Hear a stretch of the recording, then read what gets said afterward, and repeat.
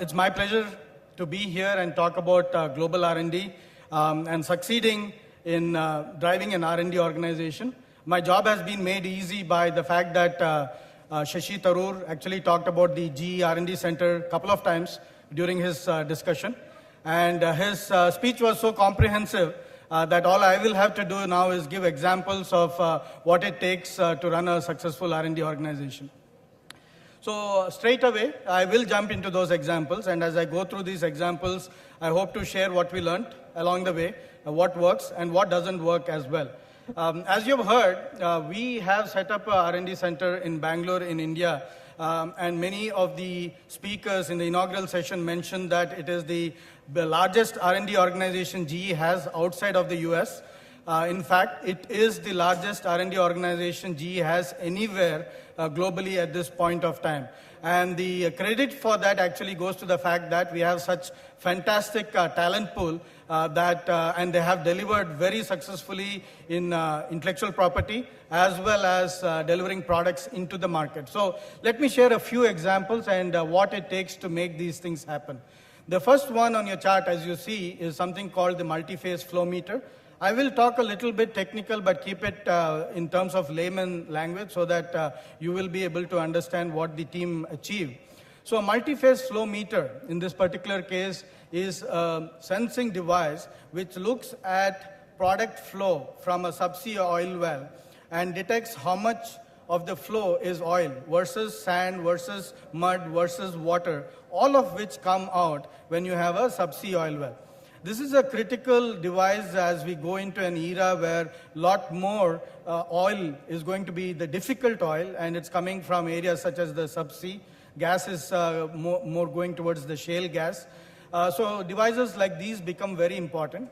And the critical success factor here is the ability to identify the right idea to fund and stick with that over many years. So this we identified 6 years ago as an idea, a brilliant idea. It came about because there were two teams working on different technologies, but they were having coffee together. Right? So there was one team working on rotating magnetic fields, but they were using rotating magnetic fields for electrical machines.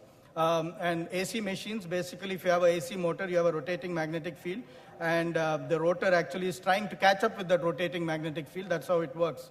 What they thought about was how can I use this rotating magnetic field as a sensing device instead of as a machine. So with that thought and the fact that they were having coffee with another team which is looking at the multi-phase flow metering problem, they decided to try out the use of this rotating magnetic field as a sensing device, which was pretty unique at that point of time. And to that, they added many other things. So yesterday actually, I went and visited this site where we are testing this device. And to the rotating magnetic field concept, they've added X-ray, they've added ultrasound, they've added Doppler ultrasound, making it a very accurate device, which is what is required in the field. But the lesson here, again, to emphasize, is there are many ideas. You have a team of 4,000 researchers, you will get an idea a minute. The critical thing is to be able to say, this idea makes sense. GE is not in this area right now, it's an adjacency for us, but there is sufficient market out there in the future that I'll go ahead and fund it. So many of my earlier speakers did speak about funding. It is a critical component, and funding an idea is not about doing it for a few months. It's about years of funding in order to make a big dent in the market. Biomass gasification is another area which I've been associated myself strongly over the years. This is an area where you take wood chips as an example, convert it into gas, and you clean up the gas of ammonia and tar and use that gas with an engine, a gas engine. In India, based on agricultural residue alone, we can generate 17 gigawatts of power from biomass gasification. Again, this is an area, even within an organization like GE, there are many people who question the need for going into biomass gasification to cater to the power generation needs of emerging markets. But it is an ability to sell your idea. But the critical success factor in this case was a collaboration between Indian Institute of Science and GE. So my earlier speakers spoke about this collaboration. Collaborating between a university and industry is not at an optimum point in India at this time. So it takes a lot of time to get over the mistrust between a university and the industry. However, it is up to us in this infancy stages to showcase examples where it has been successful. So over the past several years, we've been working on this product. It's a product which has been launched into the market. It's launched outside of India in the emerging market area right now, given the slowness of the energy sector in India at this point of time. But the desire is to cater to the needs of the India distributed market as we move along. So again, the critical success factor here was the ability to collaborate locally with the university.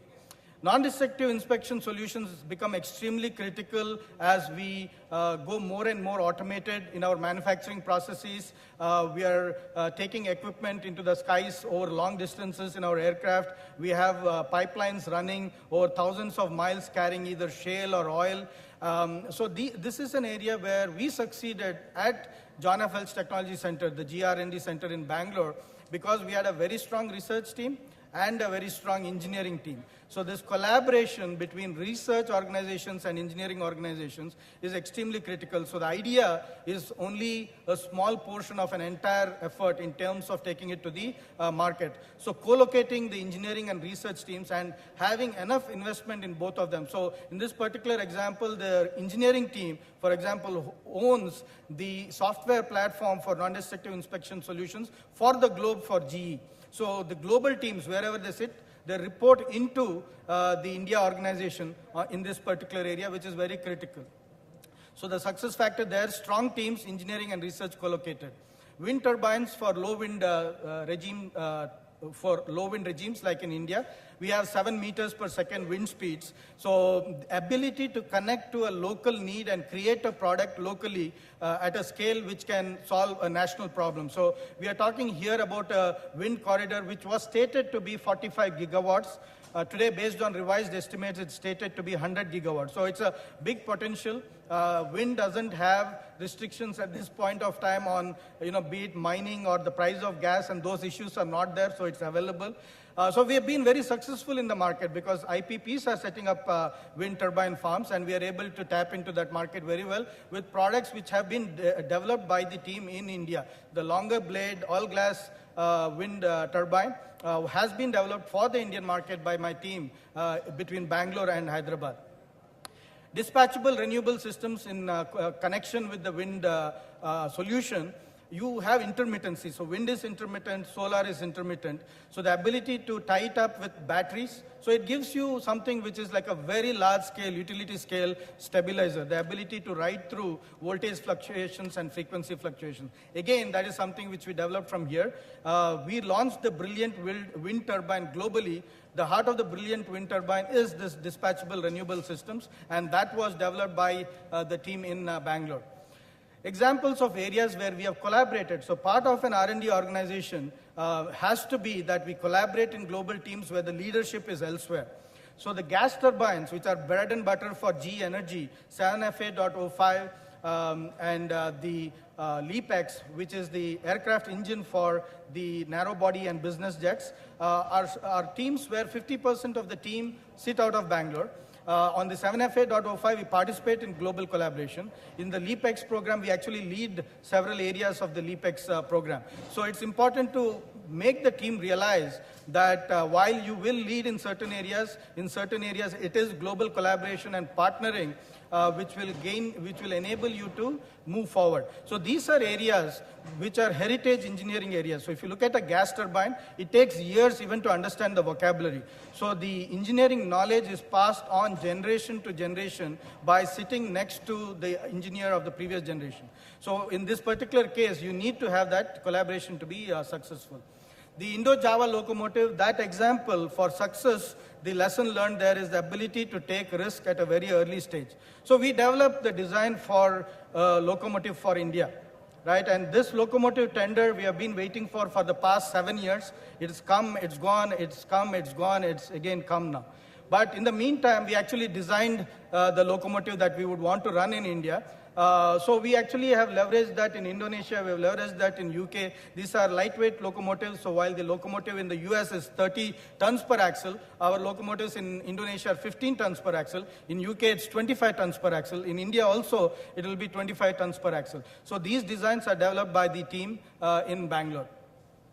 And the trip optimizer is again an example of a research and engineering team working together and being able to provide something for the global market. So this is like a cruise control for a locomotive. So the system automatically determines where to accelerate and where to brake, depending on the known gradient of the railway track, because it's known in Western countries, known curvature of the railway track, because it's already known. So the operator can override always, but the optimal performance is already programmed, and we get 6 to 10% efficiency gain by doing something like this. And finally, in the healthcare area, many of my previous speakers spoke about affordability. This is particularly an area where affordable care, it's not a problem just of in India. In the US, for example, 27% of the people feel that healthcare is not affordable. So these two areas, the ECG machine and the Lullaby baby warmer, are areas where we have contributed by understanding what value means in the local context, providing only the right features without sacrificing the clinical efficacy and going high on technology. For example, the Lullaby warmer uses LEDs for phototherapy versus CFL. CFL itself is not very old technology, but the LED-based phototherapy technology was developed in Bangalore by our teams, and it is the greatest in terms of technology. It's also the best in terms of the cost. So these are few examples which I wanted to share. Now the output can be measured in many ways. We have produced 2,000 patents which the GE parent has filed. There is some discussion going on somewhere, I guess. Okay, so GE parent has filed 2,000 patents based on inventors from India.